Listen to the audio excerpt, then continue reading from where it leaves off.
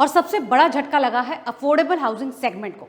Knight Frank India के data के मुताबिक 50 लाख से कम घरों की सेल्स में लगभग 23% की गिरावट दर्ज हुई है और क्वार्टर 1 2026 में सिर्फ 16,273 यूनिट्स बिकी। अब यहाँ सबसे बड़ा सवाल ये उठता है कि आखिर मिडिल क्लास खरीदार अचानक गायब क्यों हो रहा है। दोस्तों, इसका जवाब सीधा है, डर। EMI का डर, जॉब लॉस का डर और AI की वजह से फ्यूचर इनकम अनसर्टेन होने का डर। पहले लोग सोचते थे कि सैलरी हर साल बढ़ेगी, बोनस मिलेगा, प्रमोशन होगा, लेकिन अब स्थिति बिल्कुल बदल चुकी है। कई IT एम्प्लॉयज रेडिट और लिंक्डइन जैसे प्लेटफॉर्म्स पर खुलकर लिख रहे हैं कि AI आने के बाद कंपनीज कम लोगों से ज़्यादा काम करा रही है। कुछ एम्प्लॉयज कह रहे हैं कि पहले जहां 10 लोगों की टीम काम करती थी, अब वही काम 4 से 5 लोग AI टूल के साथ कर रहे हैं। इसी वजह से युवा प्रोफेशनल्स अब 25 से 30 साल का होम लोन लेने से पहले 10 बार सोच रहे हैं। रेडिट के कई इंडियन रियल एस्टेट डिस्कशंस में लोग ये तक लिख रहे हैं कि अगर अगले 5 साल में जॉब सिक्योरिटी ही नहीं रही तो 1 करोड़ का फ्लैट खरीदकर EMI कैसे भरेंगे।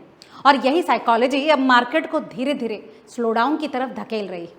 लेकिन दोस्तों, कहानी का सबसे दिलचस्प हिस्सा अभी बाकी है, क्योंकि डिमांड कमजोर होने के बावजूद प्रॉपर्टी प्राइसेस नीचे नहीं आ रहे।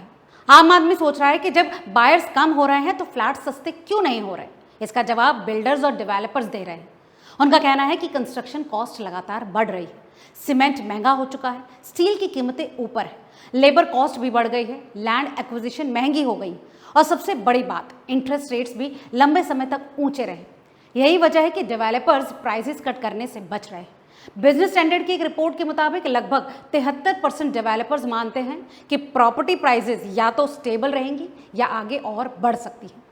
यानी अभी मार्केट में एक बेहद अजीब स्थिति बन चुकी है।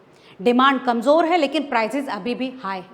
दोस्तों, यही वजह है कि कई एक्सपर्ट्स इस सिचुएशन को साइलेंट स्लोडाउन कह रहे हैं, यानी एक ऐसा स्लोडाउन जो धीरे धीरे अंदर से मार्केट को कमजोर कर रहा है, लेकिन बाहर से सब कुछ नॉर्मल दिखाई दे रहा है।